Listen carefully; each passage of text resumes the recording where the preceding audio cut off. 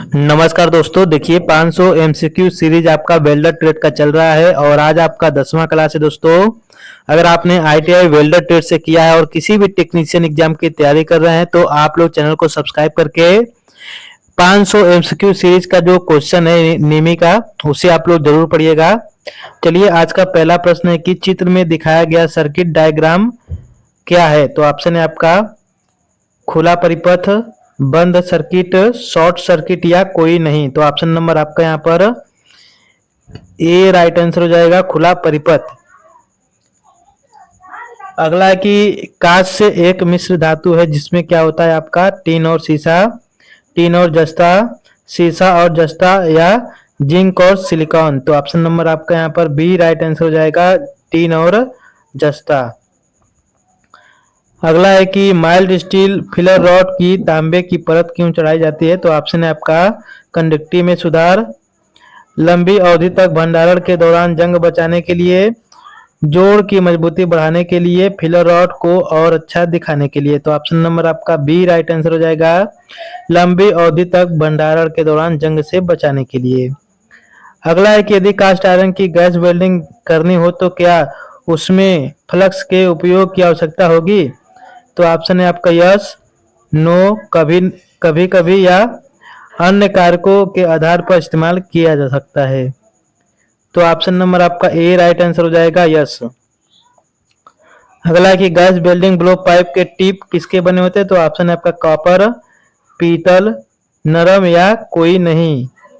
Option number आपका यहाँ पर ए राइट आंसर हो जाएगा, कॉपर।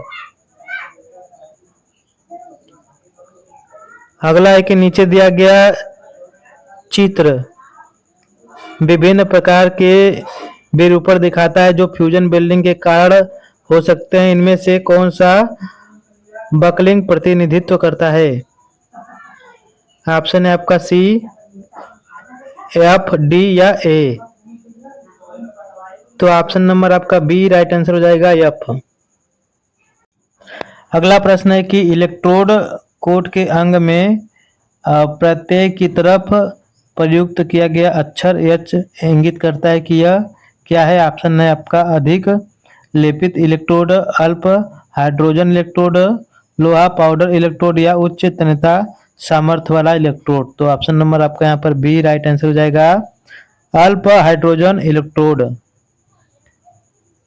अगला है कि रूट बेंड टेस्ट का प्रयोग वेल्ड की किस मात्रा का परीक्षण करने के लिए किया जाता है। तो ऑप्शन आपका लचीलापन, वृद्धि, कठोरता या भेदन। तो ऑप्शन नंबर आपका यहाँ पर ए राइट आंसर हो जाएगा, लचीलापन।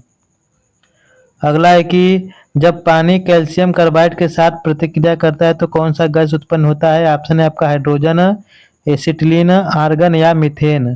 तो ऑप्शन नंबर आपका यहाँ पर बी राइट आंसर हो जाएगा, एसिटिलीन। अगला है कि GMAW में कौन सी निष्क्रिय गैस अधिक अधिक स्थिर आर्क उत्पन्न करती है। तो ऑप्शन है आपका आर्गन, हीलियम, कार्बन डाइऑक्साइड या ये सभी स्थिर गैस उत्पन्न करती हैं। ऑप्शन है आपका ए, आर्गन। अगला है कि इनमें से कौन सा एक नॉन डिस्ट्रक्टिव परीक्षण है। ऑप्शन है आपका निक ब्रेक परीक्षण, इम्पैक्ट परीक्षण, तन्यता परीक्षण या चुंबकीय कण परीक्षण। तो ऑप्शन नंबर आपका डी राइट आंसर हो जाएगा, चुंबकीय कण परीक्षण।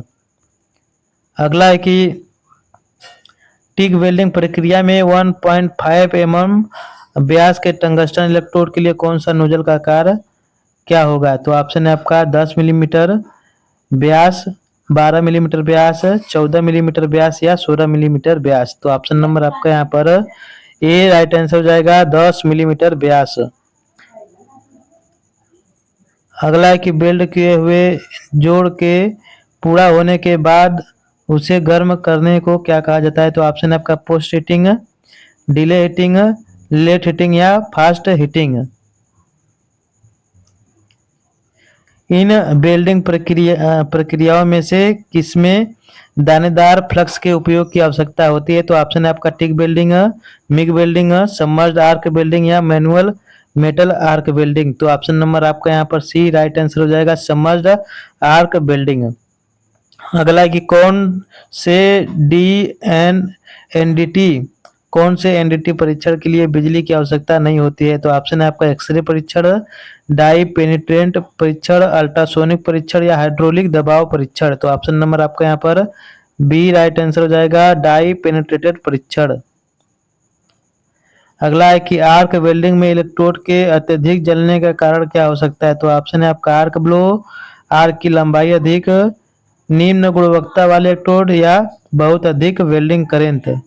तो ऑप्शन नंबर आपका डी राइट आंसर हो जाएगा, बहुत अधिक वेल्डिंग करंट।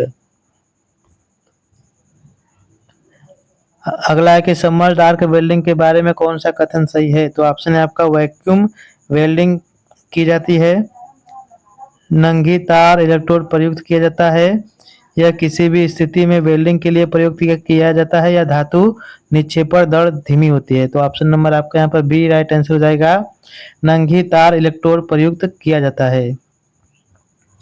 अगला है कि इलेक्ट्रोड के वर्गीकरण और कोडिंग में इनमें से कौन सा एक कारक शामिल नहीं है? तो ऑप्शन है आपका फ्लक्स कोटिंग का प्रकार, इलेक्ट्रोड की लंबाई, इलेक्ट्रोड का कोर व्यास या इलेक्ट्रोड का आवश्यक बेकिंग तापमान। तो ऑप्शन नंबर आपका यहाँ पर ए राइट आंसर हो जाएगा, फ्लक्स कोटिंग का प्रकार।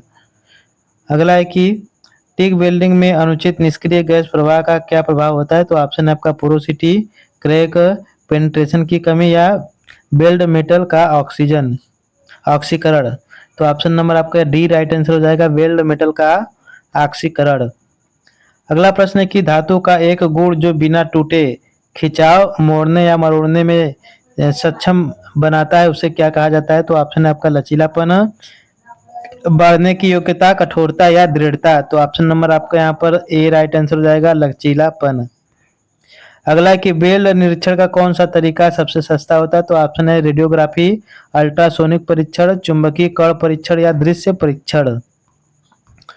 अगला है कि इनमें से कौन सा प्लास्टिक वेल्डिंग का एक उदाहरण है? तो ऑप्शन है आपका arc welding, gas welding, forge welding या थर्मिट वेल्डिंग। तो ऑप्शन नंबर आपका यहाँ पर सी राइट आंसर हो जाएगा, फोर्ज वेल्डिंग।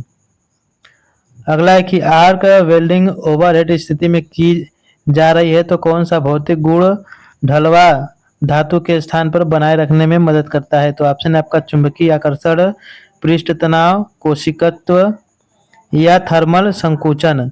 ऑप्शन नंबर आपका यहाँ पर बी राइट आंसर हो जाएगा, पृष्ठ तनाव।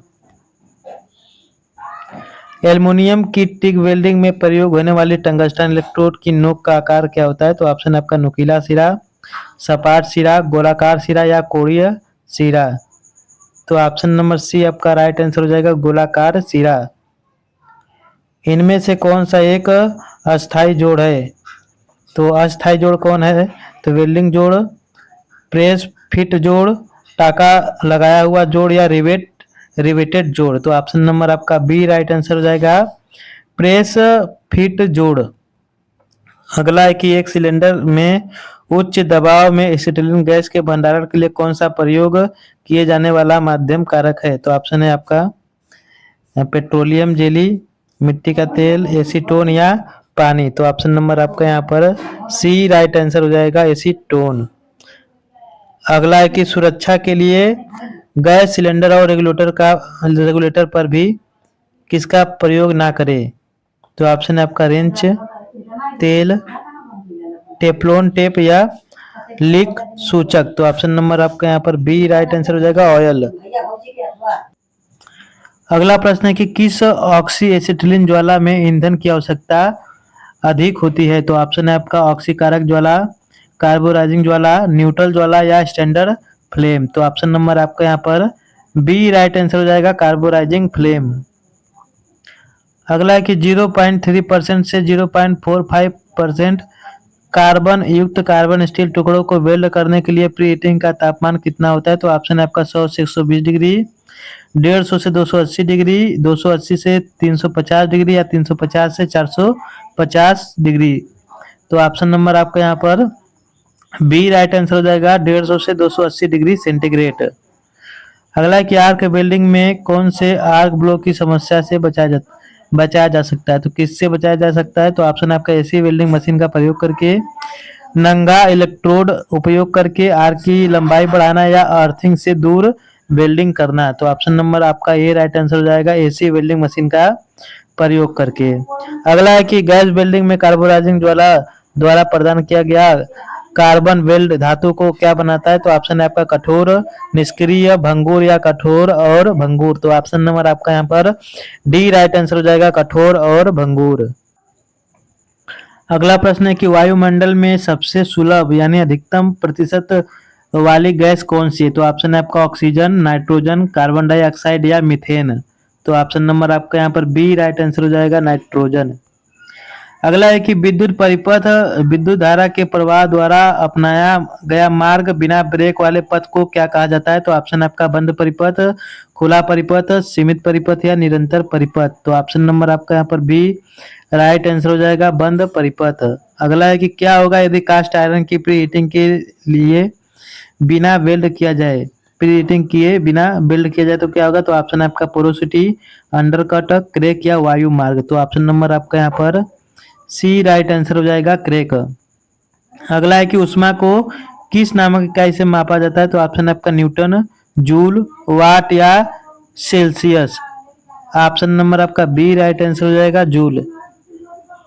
अगला है कि इलेक्ट्रोड की कोटिंग में इलेक्ट्रोड की रेडियोग्राफिक गुणवत्ता को किस अक्षर द्वारा इंगित किया जाता है? तो ऑप्शन आपका ए, एक्स, वाई या जेड। तो ऑप्शन नंबर आपका बी राइट आंसर हो जाएगा, एक्स। अगला प्रश्न है कि एक बट ज्वाइंट में रूट गैप सेट करने का उद्देश्य क्या होता है? ठीक है, तो ऑप्शन है आपका प्रवेश की आवश्यकता, गहराई प्राप्त करने के लिए, विकृति नियंत्रित करने के लिए, उचित अलाइनमेंट बनाए रखने के लिए या अधिक धातु जमा करने के लिए। तो ऑप्शन नंबर आपका ए राइट आंसर हो जाएगा, प्रवेश की आवश्यक गहराई प्राप्त करने के लिए। अगला है कि कास्ट आयरन वेल्डिंग जितनी जल्दी हो सके पूर्ण हो जानी चाहिए। यदि वेल्ड धीरे धीरे की गई तो इससे क्या होने के क्या क्या दहन हो सकता है? तो ऑप्शन है आपका आयरन और फास्फोरस, कॉपर और आयरन, कार्बन और सिलिकॉन या लेड और फास्फोरस। तो ऑप्शन नंबर आपका सी राइट आंसर हो जाएगा, कार्बन और सिलिकॉन। अगला है कि आर्क वेल्डिंग में प्रयुक्त होने वाले अर्थिंग क्लैंप का कार्य क्या है? तो ऑप्शन आपका वेल्डिंग के दौरान इलेक्ट्रोड की मजबूती से पकड़ना, वेल्डिंग के दौरान इलेक्ट्रोड को मजबूती से कनेक्ट करना, अर्थिंग केबल को वर्कपीस से कनेक्ट करना या अर्थिंग केबल से इलेक्ट्रोड तक करंट प्रवाहित करना। तो ऑप्शन है आपका सी राइट आंसर हो जाएगा, अर्थिंग केबल को वर्कपीस से कनेक्ट करना। अगला है कि किसी विद्युत परिपथ में धारा प्रवाह की मात्रा किस शब्द से संबंधित? तो ऑप्शन है आपका वोल्ट, एम्पियर, ओम या हर्ट्ज। तो ऑप्शन नंबर आपका यहाँ पर बी राइट आंसर हो जाएगा, एम्पियर। दोस्तों आज मैंने टोटल आपको 50 क्वेश्चन एमसीक्यू कराया है निमी का।